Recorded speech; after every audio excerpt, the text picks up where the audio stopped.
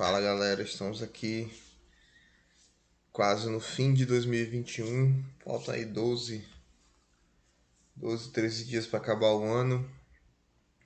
E eu quero trazer um debate para vocês hoje. Vou apresentar alguns dados, né? E tentar mostrar para vocês por qual motivo. é, Primeiro, mostrar que estão acabando com a ciência no Brasil. E depois falar por qual motivo estão fazendo isso de forma deliberada, de forma intencional. E e como isso pode impactar na vida de vocês que não são cientistas, né? Não vivem disso, né?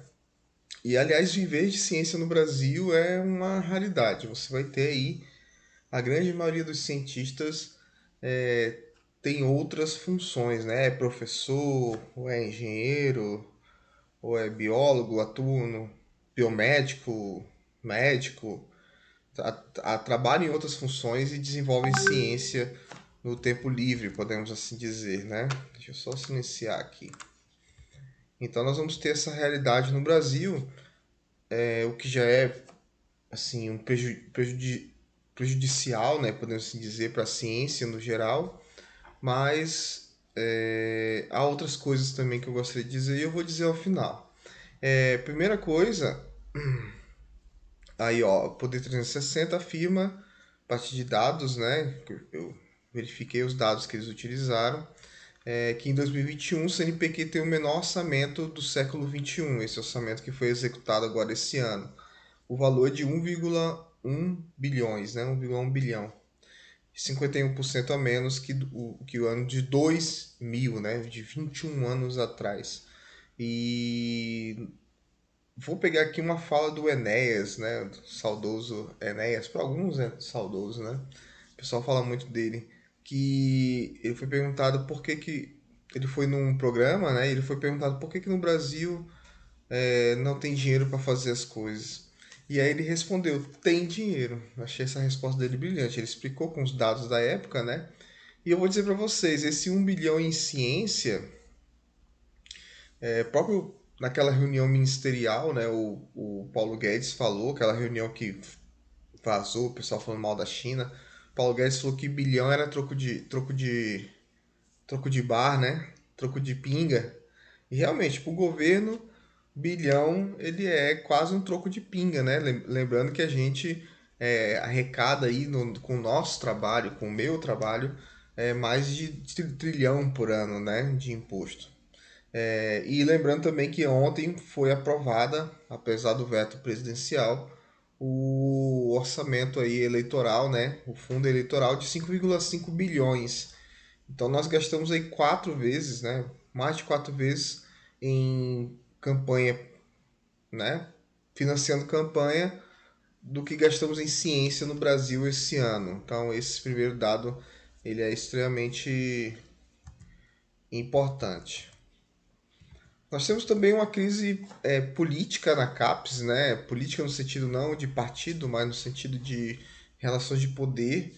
Né? Nós temos, se eu não me engano, já chegamos a quase 100 pessoas, né? 100 especialistas, profissionais, coordenadores, consultores que debandaram da CAPES. A reclamação geral, né?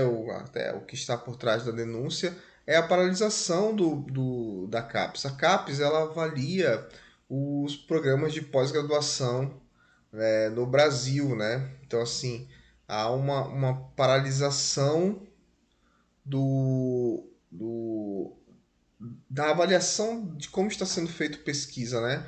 Muitas pessoas do governo, o próprio presidente, alguns apoiadores falam assim: ah, a ciência tá ruim, sei lá o quê, né? A ciência brasileira não faz nada, não produz nada. Mas quase 3 anos aí de governo não foi capaz de fazer uma avaliação da ciência, de mobilizar essas pessoas para fazer uma avaliação para dizer como que está, né? É uma grande tendência do governo atual não realizar pesquisa sobre o que está acontecendo para que não possa dizer o que está acontecendo de fato, né? Então, se eu não tenho uma pesquisa que denuncia o que está acontecendo, eu posso ficar fazendo mentiras, né? Posso ficar falando mentiras para sempre e as pessoas vão acreditar, vão ficar reproduzindo, vão ser enganadas, né? temos também a demandada da CAPES e temos o INEP também, que fala da avaliação no ingresso de pessoas no ensino da educação básica, né, saindo da educação básica para o ensino superior, que também está paralisado. E eu digo para vocês, a avaliação de revistas está paralisada, a nova classificação de revistas, muitas coisas na educação estão paralisadas por ineficiência do governo, né? Então, assim, é o que eu estava falando para um amigo meu, professor também, um cara que, né, se declara de direita, falando assim, o meu problema com o governo atual, eu tenho uns problemas ideológicos, claro, com a questão indígena, com a questão racial, preconceito, violências, né, tudo isso que é antivacina, tudo isso, mas a questão, como eu estava falando para ele, é que eu gostaria que houvesse se houvesse uma ação técnica eficiente, uma burocracia, uma política eficiente, né? Eu faria como fiz com outros governos anteriores, inclusive de governos também de direita, como o Fernando Henrique Cardoso, né? Se bem que para essa galera o Fernando Henrique Cardoso é de esquerda, né? Mas enfim, elogiar o que tem que elogiar e criticar o que tem que criticar. Mas o que nós temos atualmente, voltando para o nosso tema, é uma paralisação técnica, uma ineficiência técnica evidente, né? Então, assim, eu fico pensando o que que o ministro da Ciência e Tecnologia faz no Brasil, né? O que que ele está falando, né? Não tem recurso, está tudo paralisado. As universidades estão morrendo à míngua, né? Até os institutos federais, que eu acreditava, eu tinha uma hipótese que os institutos federais seriam valorizados pelo governo atual, também estão sofrendo ataques. Então, o que que está sendo feito, né? Fica a pergunta aí. Com queda de investimentos em ciência e tecnologia, o Brasil perde talentos para outros países, né? É o fenômeno chamado fuga dos cérebros, né? Eu tenho dois exemplos. Eu tive uma aula com um professor no doutorado que ele era doutor em agronomia, né? O cara inventou uma tecnologia para dobrar a produção de leite, gastando nada e desmatando quase nada. Enfim, não vou falar porque é o que ele inventou, né? Mas na aula ele explicou pra gente. É, E aí ele enfrentava essas barreiras. Ele não recebia bolsa para continuar a pesquisa, para implementar a pesquisa, porque não tinha bolsa. Ele tinha muita resistência social, né? O governo não apoiava ele a também trabalhar a mente dos produtores de leite, né? Porque aqui na Amazônia os produtores de carne, de leite, têm uma visão muito predatória, então para eles desmatar é quase obrigatório, mesmo que cientificamente fosse comprovado o contrário. Então ele falou assim, ó, eu fui contactado por empresas norte-americanas que querem me pagar tanto para eu fazer essa tecnologia nos Estados Unidos.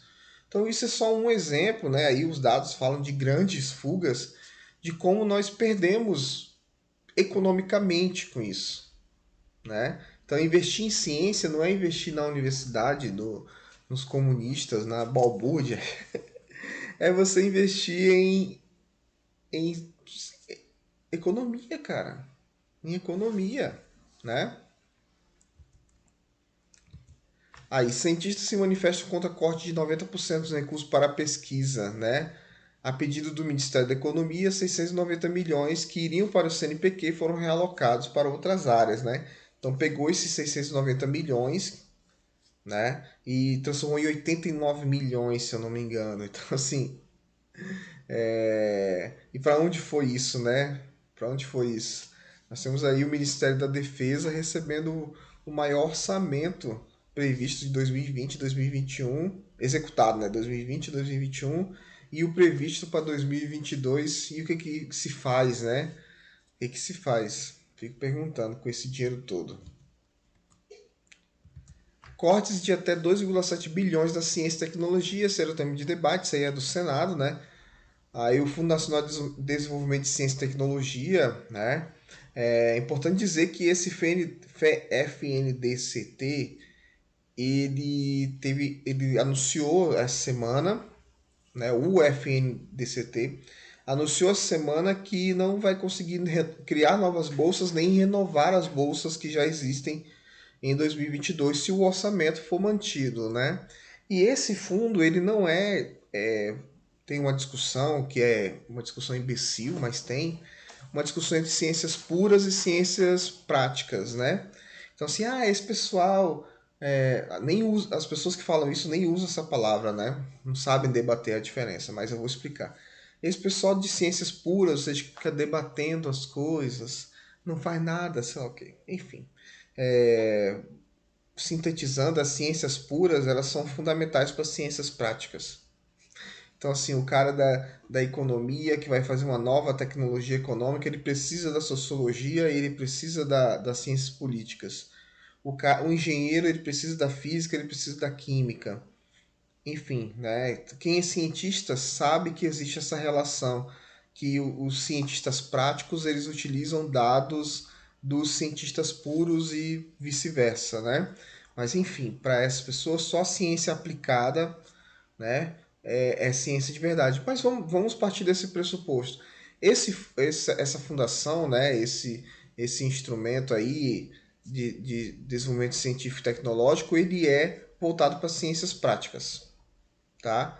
E ele anunciou, né, a presidência anunciou que não teremos novas bolsas e as bolsas que existem em 2022, se esse orçamento for confirmado, serão cortadas. Não haverá mais. Né? Então, essa galera que inventou reator multipropósito, navio de pesquisa hidrooceanográfico, supercomputadores, pré-sal, pesquisa de Zika vírus, como é que é? Aquele negócio? Satélite, vacina, esquece, cara. Tudo isso vai ficar paralisado. Mas a iniciativa privada. A iniciativa privada hoje no Brasil ela é responsável por apenas 36% do investimento em ciência e tecnologia, né? Em desenvolvimento e inovação no Brasil. E esses 36%, mais de 90% são executados dentro das universidades públicas. Então você tem ali um termo de cooperação, a empresa vai lá, financia um projeto, e esse projeto é desenvolvido por essas pessoas que recebem bolsa. Então assim, não adianta você querer dizer, hoje a ciência brasileira está ligada à iniciativa pública. Se você quer transformar isso, você não pode simplesmente acabar, como diz o Monark, né? Eu vou acabar com o SUS, vamos acabar com o SUS. Você não pode simplesmente acabar, como está sendo feito, e pensar que a indústria vai automaticamente ocupar, né? E eu fico pensando também que indústria, né? Porque nós temos aí uma grande fuga de capitais, uma grande fuga de marcas e nomes de empresas para fora do Brasil. Que indústria é essa que vai ficar, né? Já há uma redução muito grande, né? E aí nós temos aqui, para encerrar, um gráfico de investimento, né? Eu achei bem interessante que o pessoal colocou ali Partido dos Trabalhadores, né? E Temer e Bolsonaro, né? Eu coloquei Lula e Dilma ali, eu que troquei aquilo ali, né? Então você vai ter os governos Lula e Dilma que aumentaram, assim, o investimento em ciência, né? Você pode... eu até brinquei com o professor, estava debatendo sobre isso, debatemos horas sobre isso. Você pode até contar dados não há argumentos, né? Realmente há um maior investimento em pesquisa e desenvolvimento no Brasil durante o governo Lula e Dilma, que cai com o governo Temer e que cai a níveis absurdos, né, no governo Bolsonaro, tá? E aí vamos lá, para a gente encerrar. Por que nós temos esse cenário?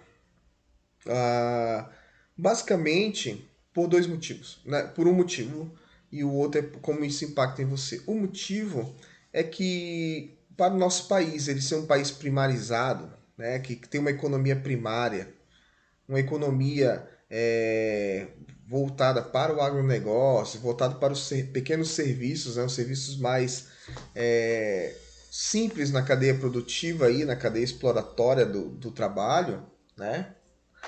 Nós não precisamos de ciência e tecnologia de alto nível. Nós não precisamos, né? Você precisa de uma ciência aplicada ao desenvolvimento do agronegócio, mas que ainda hoje no Brasil, utiliza de um sistema exploratório, né, e predatório, ou seja, muita terra, menor investimento tecnológico para aumentar o lucro, né? E nós temos aí uma desindustrialização, já falei sobre isso em outro vídeo, vou colocar o card aí para vocês ao final. Nós temos uma desindustrialização do Brasil, ou seja, o Brasil ele está cada vez menos industrializado. Então, o que, que isso significa? Que a ciência, nesse cenário previsto para o Brasil, ela não é necessária. Ela não é necessária. Entretanto, agora eu vou dizer a última parte do vídeo, isso impacta nas nossas vidas. Por quê? Quando um país ele é desindustrializado e a ciência é diminuída a esses níveis, nós entramos no que muitos economistas e sociólogos brasileiros e latinos chamam de economia da dependência, né?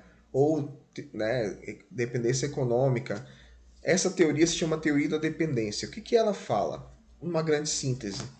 Ela vai afirmar que esse país, no caso o Brasil, se torna dependente da tecnologia produzida nos grandes centros, né? Brasil, desculpa, Estados Unidos, China, e isso acaba gerando o quê?